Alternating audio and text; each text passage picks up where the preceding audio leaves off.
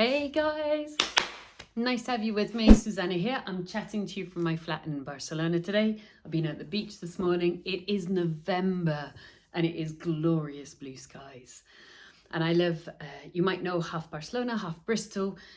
And the reason I'm able to do that is I've built a property portfolio in Bristol, which basically sustains me.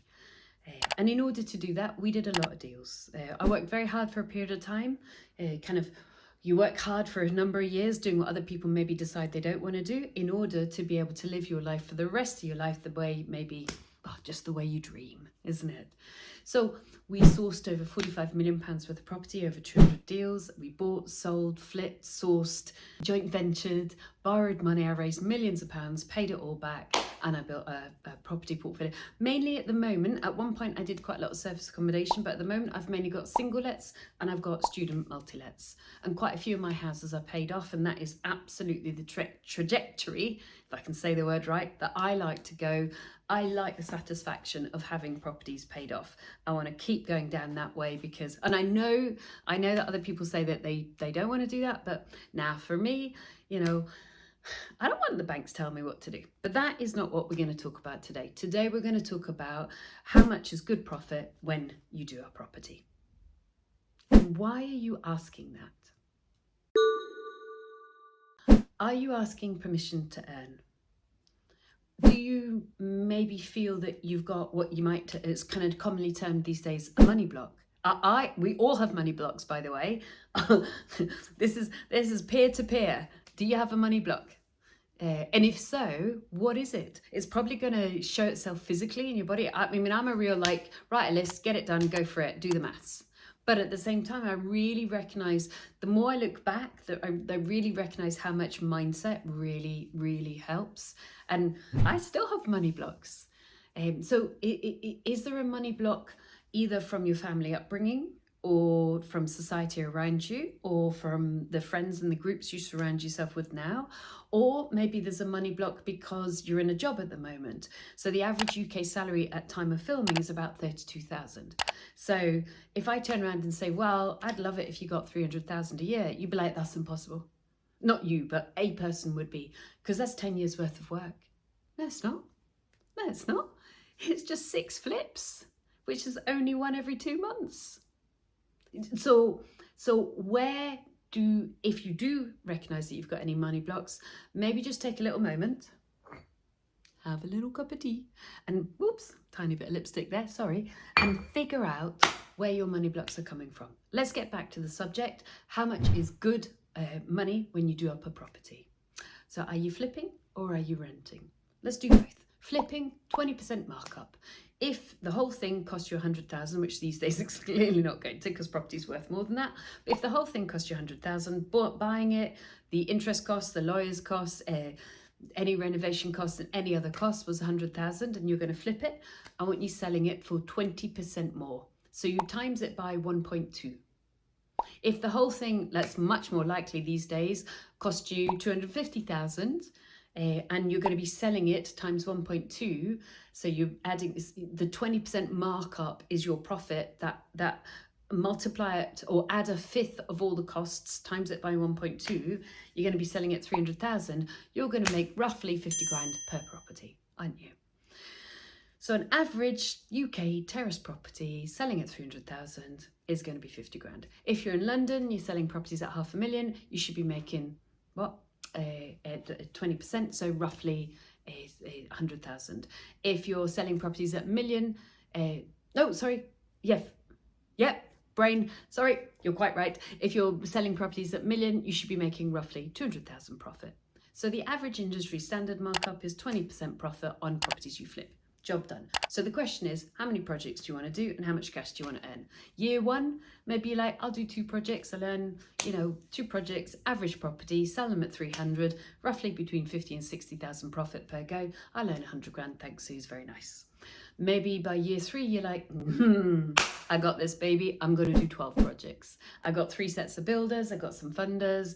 I got my scale. I know what I'm doing. I know what to order. I'm going to do 12 projects. Yeah, 600,000.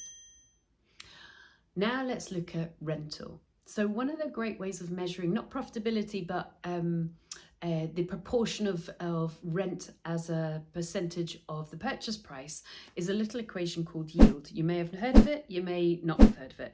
Lots of people do it in lots of different ways. You know, this, that, the next thing. I like it bare and simple. Annual rent divided by purchase price.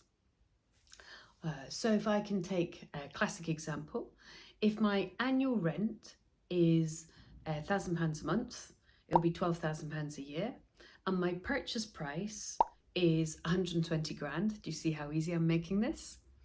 Then my yield is annual rent, 112 grand, divided by purchase price, 120 grand, 10% yield.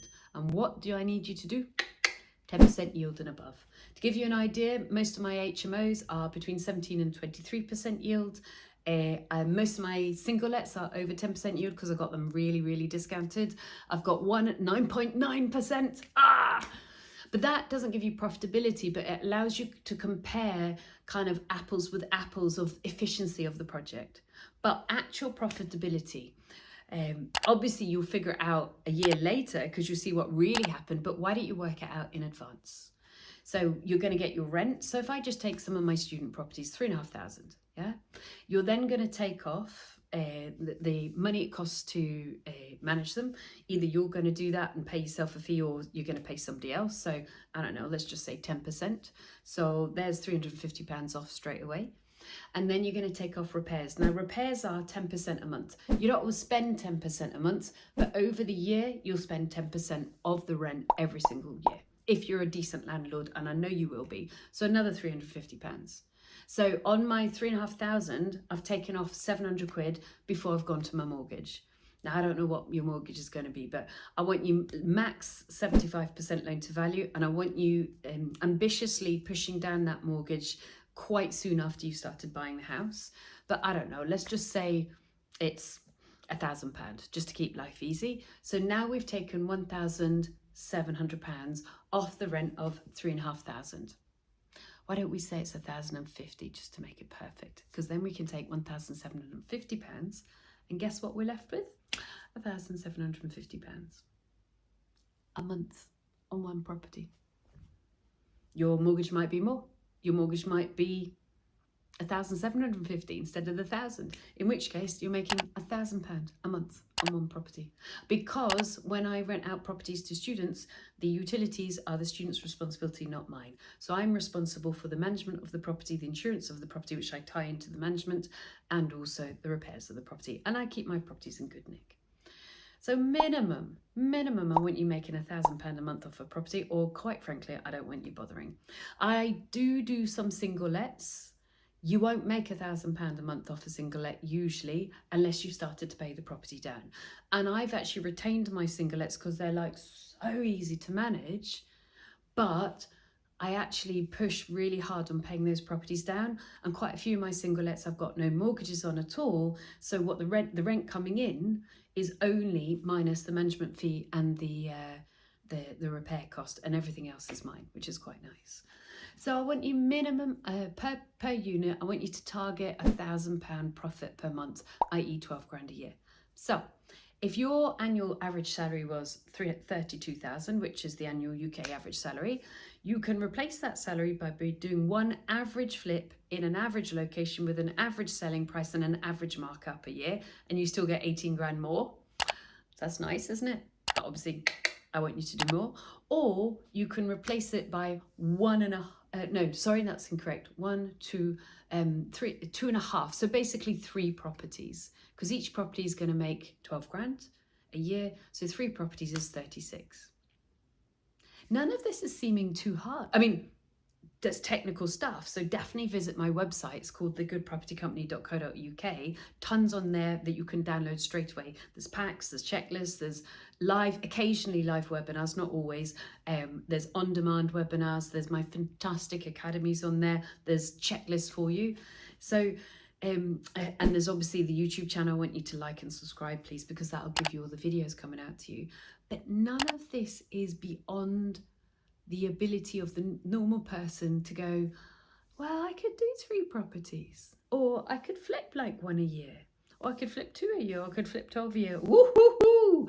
And before you know it, property gets addictive. So that's my only warning. Not don't do it, or it's risky, or any of that stuff, because you need to know what you're doing. That's why I'm guiding you to my website, thegoodpropertycompany.co.uk, because I want you protected, safe. I want you understanding the processes so that you can implement them into your own property journey. But the biggest risk in property that you just end up enjoying it too much and you just keep going. And you're like, my plan was to buy 3. Turns out I've now bought 30 and I'm a multimillionaire. Whoops. And that is quite good fun. So good luck to you in property. Good luck to you. I hope you enjoyed that vid. There is a 101 lessons pack if you haven't downloaded it already. 102 pages. I don't stint. If you just click on the link over there, you can download it now.